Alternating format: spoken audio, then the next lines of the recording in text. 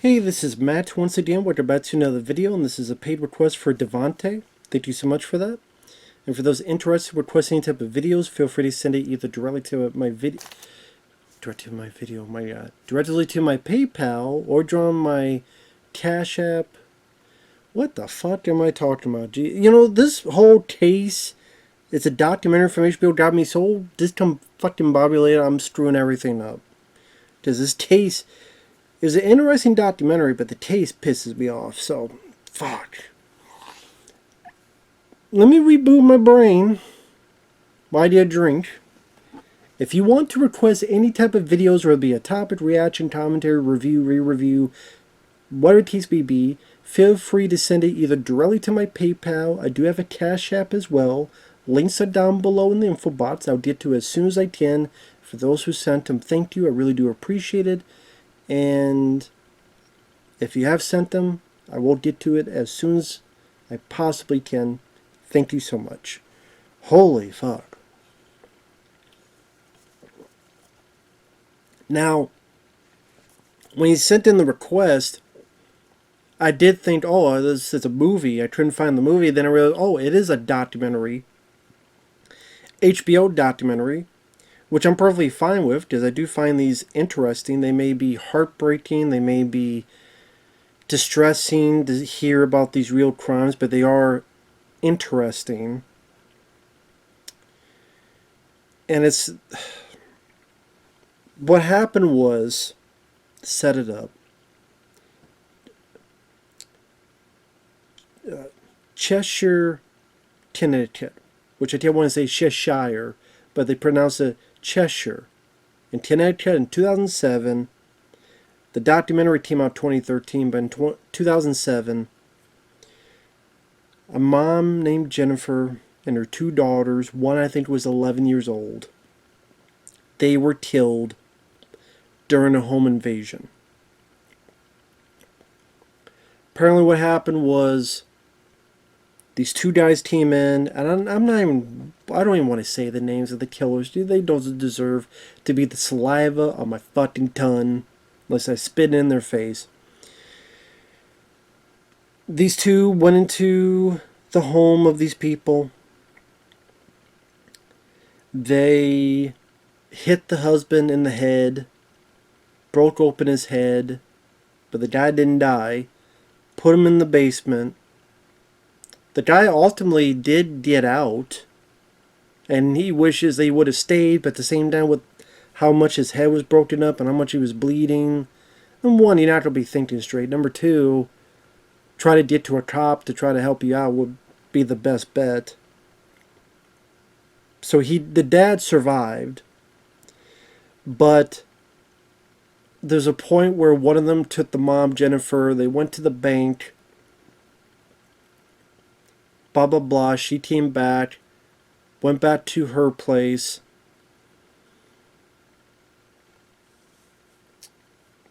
There was sexual assault.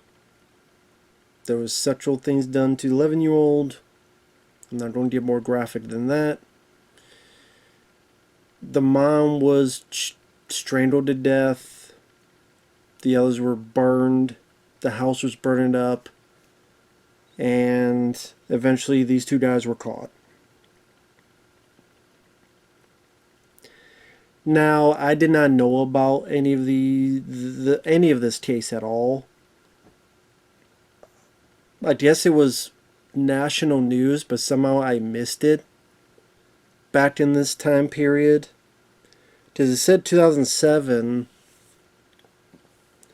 I guess really 2007 I was just kind of in my own bubble where I would have been in Iowa at the time. I think I would have been starting the new job at the video stores. I was concentrating more on that.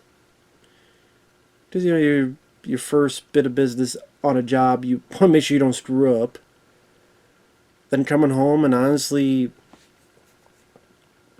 YouTube was in its infancy.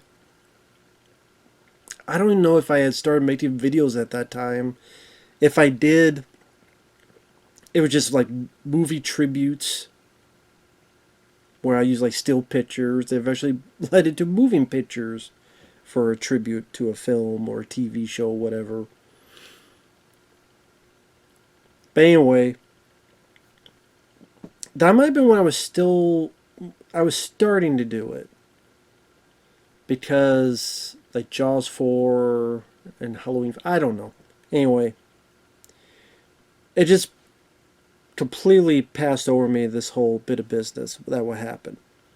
And I will say the documentary is a bit too long in the tooth. I don't think this needed to be an hour and 54 minutes. I do think that's a bit long for this. It goes into certain sections. It goes into... We learn a bit about the family. Jennifer's sister's interviewed. Jennifer's parents are interviewed. The husband, Bill, was a doctor. We did a bit of the backstory. Apparently Jennifer had MS. So that's just even more sad. Like, here is this lady fighting over this affliction. And then this fucking happens.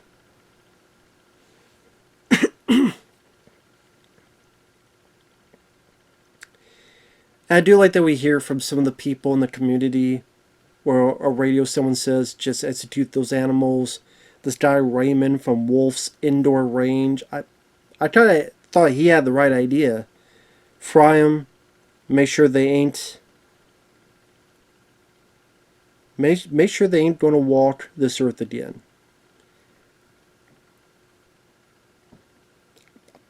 I have no issues with what that guy says. Some may. I don't. If you do those horrendous crimes, I don't give a fuck what your backstory is. I don't give a fuck. You don't deserve to live. I'm sorry, but I'm not sorry. I mean, let me put it this way. Because it does go into the death penalty... And is it right or wrong to do death penalty? Granted, I do appreciate they went a little different matter where the guy arguing for it, the way he puts it is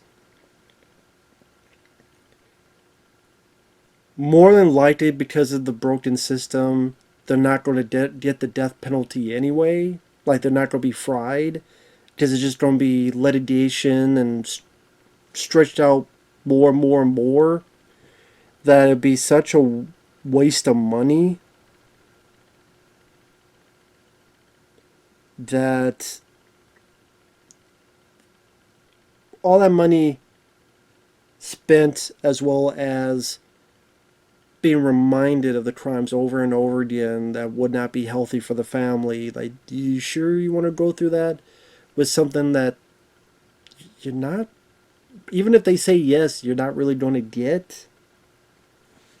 So if that's their point of view, I kind of get it. Where if the lawyer like knows that the system is broken and it's like trying to tell, listen, I don't, I kind of can appreciate what that person's trying to say. It's not like, no, they're people too. It's not going in that direction, and I kind of appreciate that. I'm like, okay, that's actually a bit of a logical thing to put out there. But yeah, it does go into the death penalty thing.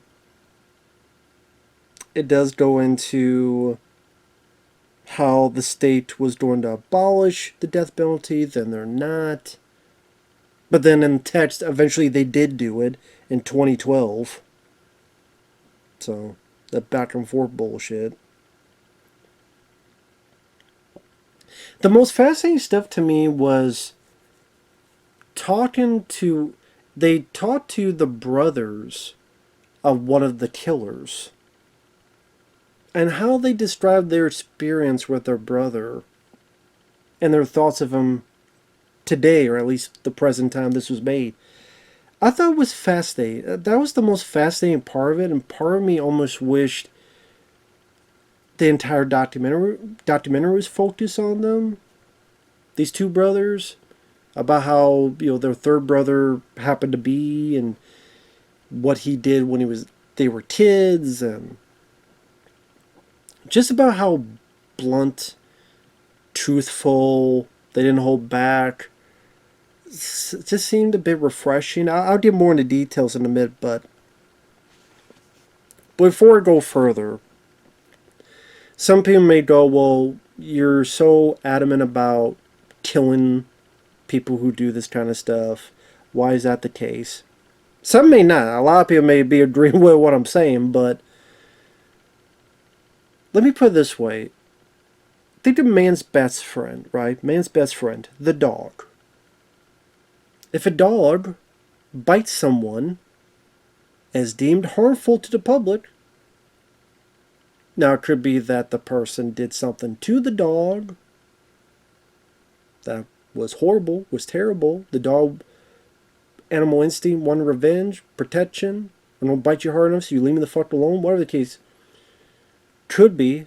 Not always the case, sure, but could be a case of that.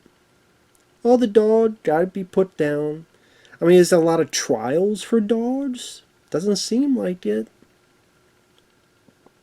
What was that thing that happened recently with the squirrel? Someone had like a squirrel, and they came in and took it because, oh, blah, blah, blah. I thought they said something about rabies, but I'm like, I don't think squirrels give out rabies. It was something like that, and then they ended up, it was like a squirrel that was in a lot of like TikTok videos,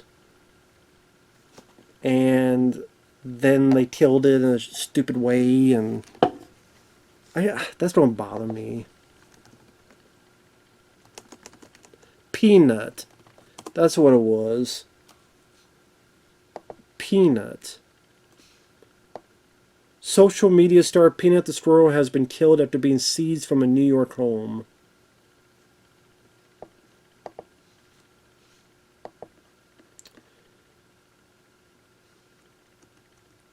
Including the potential for rabies, which I don't know if there's ever been a case of a squirrel having fucking rabies. Again, we're fine with doing that. Well, these are people. Well, I mean, to be honest, there's some animals that are better than some people. I think we can all agree with that. What? Lassie is better than Adolf Hitler. There you go. So, if we do that, then yes, there's some people who just goodbye and save a lot of fucking headache. Now, granted, you have to be sure they're 100% guilty of it, of course. That's why trials are worth it. But this is the case of it's 100% known that these two guys did that. Not a, well, maybe, no, like, it's 100% known that these two did what they did.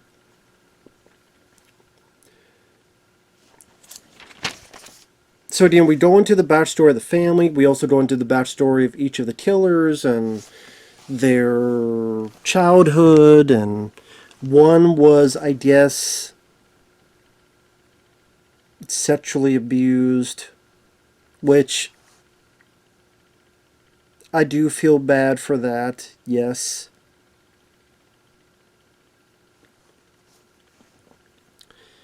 Because no one deserves that. But at the same time, if you become a monster, then the monster has to be taken down, as tragic as it may be.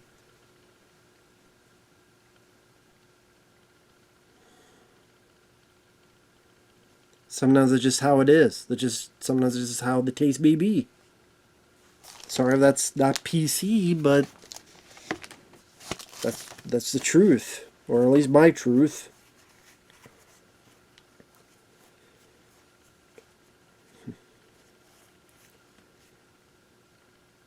It goes into these guys had a history of either car burglaries or other home invasions. Like one guy was arrested, apparently had 18 home invasions, but because of some bullshit X, Y, and Z things, all the information wasn't given to the parole for the hearing. So the guy was let out when, if they were given this information, then more than likely the person would have stayed in jail and then none of this would have happened.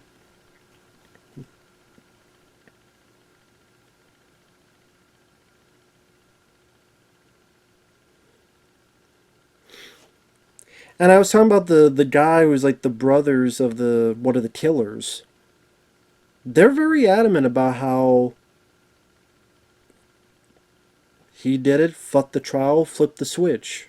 And I'm like, I agree with them, but the fact it's their brother they're saying it about, because usually it's like, they're conflicted, but like you feel the emotion of conflict, but at the same time, it's like if this guy did it and they're for the death penalty, and one of them even says like you don't care enough about your people and society that you put these people back on the street.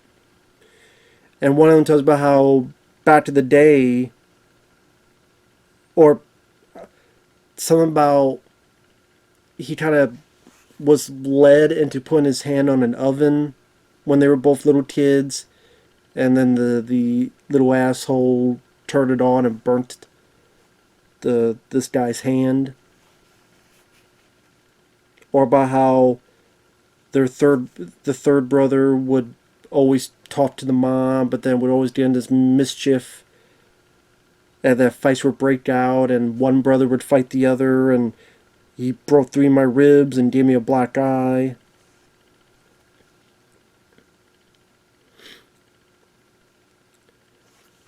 So I mean, again, that stuff about the two brothers talking about their third brother, that some about that was the most intriguing part for me, and I kind of wish it made sense why some of the other stuff is in there, but that's the stuff that I honed in on the most. The other stuff that was interesting was apparently because they find like the reporters. Because apparently, I mean, it seems like right at the time this was being made, this documentary, because it does go through this gradual process throughout the years of all this time has come, and then it's been like 3 years since the murders, and here we're finally at trial, and will it be an appeal or not an appeal? All this other stuff.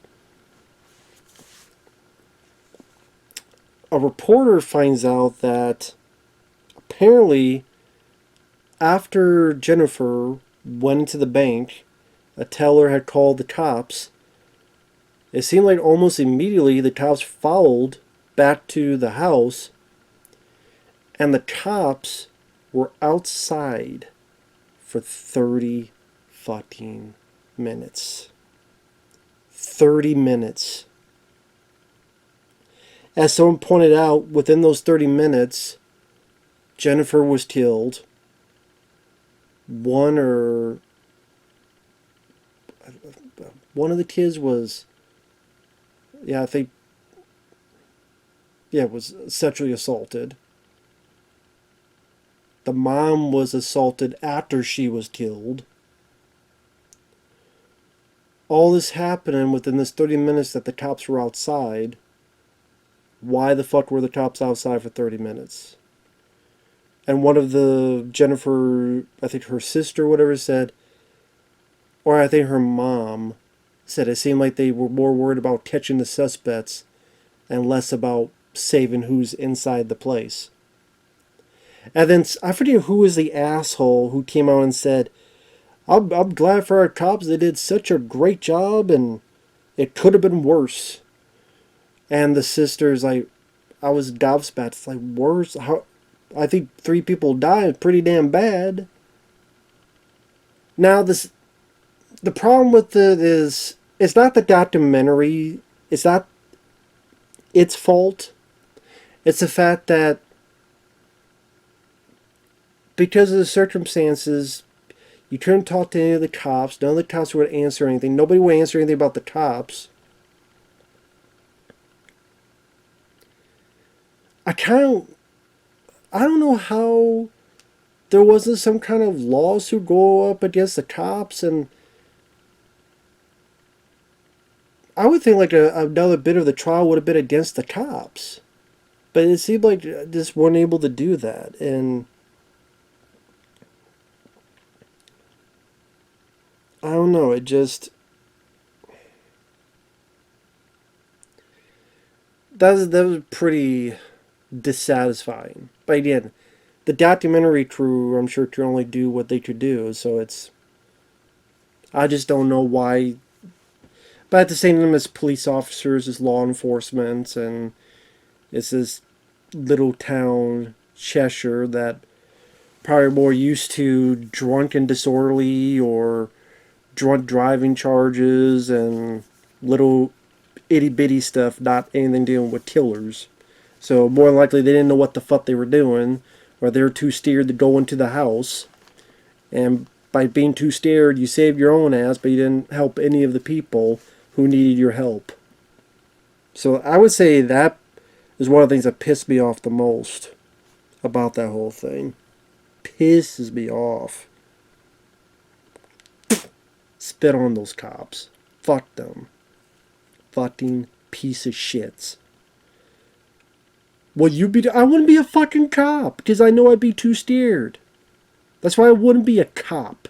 That's why I wouldn't take the fucking job. If you took the fucking job, you get in the badge. I'm not saying I want you to die. Not at all. My brother's a cop. But I bet he, just once in a while he does see my videos. If he's watching, I think even he would go, this is fucked up. This is stupid. Because not all cops are like that. Despite what people think, not all cops are bad guys. But sadly, there are some that make the others look bad. Case in point, these assholes. Now, granted, some of the cops might have been told not to do it by their bosses. Probably thinking their bosses know better. Oh, and they must have a plan. And then find out eventually they don't.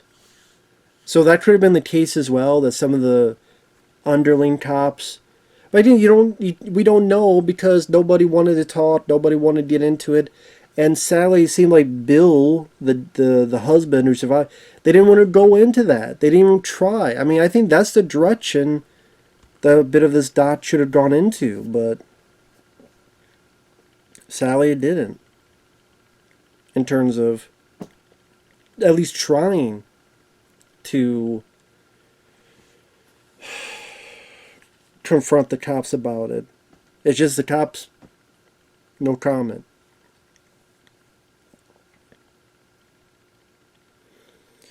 And it does go into the death penalty thing about how some people say, you know, if you strengthen it for years, they become celebrities instead of being forgotten.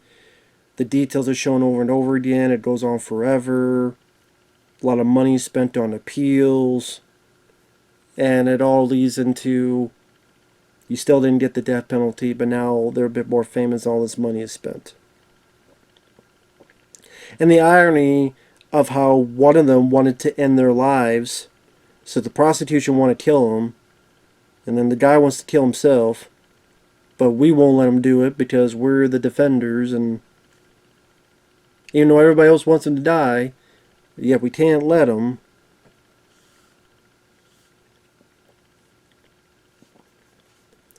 When it got to the bit where describing beat for beat what happened, that was a bit hard to sit through, and I did listen to all of it. You hear the testimony. It is a bit hard to sit through, as it should be. And at the end, you just realize that, okay, at least one of them gets the death penalty, but then in text, 2012 abolished. The death penalty is abolished. So it's unlikely they'll get it anyway. So like the one person said, it was a waste of time and money.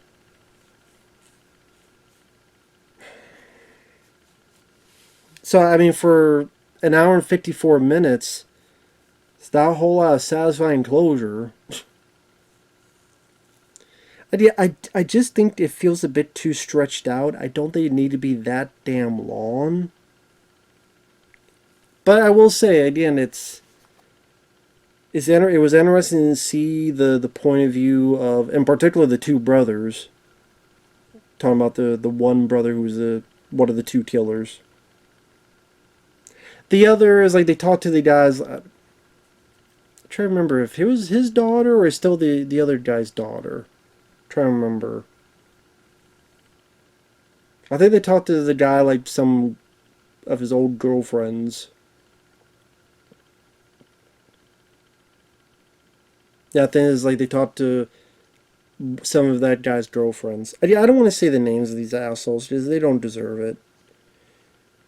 But I will say, despite the frustration I have, it was interesting to hear this stuff. Just like it was interesting to hear about the Henry Lee Lucas stuff, the aftermath.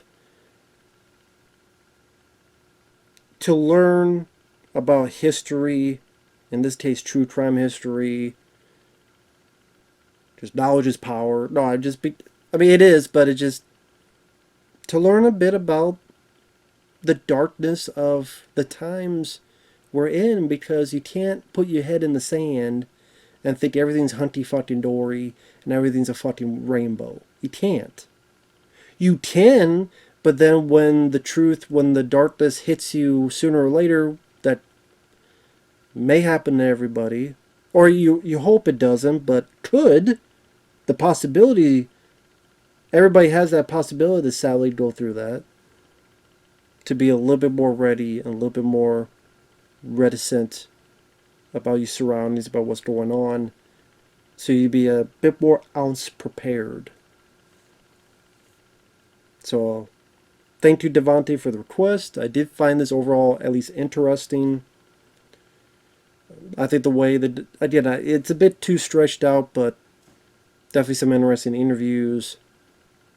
And it wasn't just talking head. It goes outside in different locations, different places. And they talked to a variety of people. And then they talked to the cops weren't taught, but they talked to some people who worked at the newspaper nearby. And they talked to family members on both sides, family members. Then they talked to the family members one, the family member one talked, it was the guy's girlfriends. The others, the brothers, talked. At least it's a variety of people. So it didn't feel too boring. Like I said, at times it was hard to sit through, but as it should. But with that said, thanks for watching. Take care. Thanks once again to Devonte, and we will see you guys in the next video. Bye-bye for now.